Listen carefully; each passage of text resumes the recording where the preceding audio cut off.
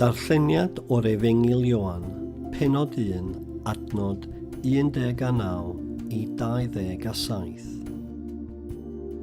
Dyma'r arweinwyr Iddewig yn Jerusalem yn anfon offeriad a lefiaid at Ioan fedyddiwr i ofyn iddo pwy oedd.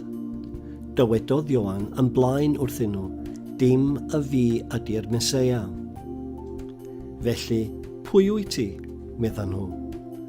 Ai Elias y proffwyd wyt ti? Nag medda Ioan.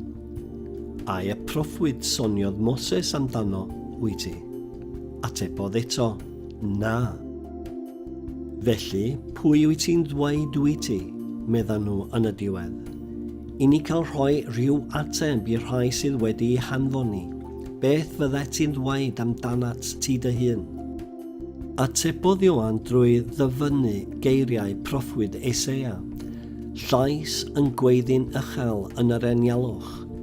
Cliriwch y ffordd i'r arglwydd. Dyna ydw i. Yna dyma rhai ohonyn nhw oedd yn Phariseaid, yn gofyn iddo, ond pa hawl sydd gen ti i fedyddio os mai dim ti ydy'r Meseia, nag Elias, na'r proffwyd?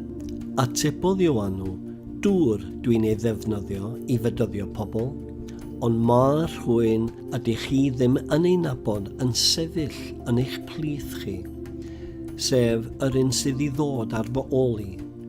Fyddwn ni ddim digon da i fod yn gaethwas i ddatod carau ei sandelau hyd yn oed.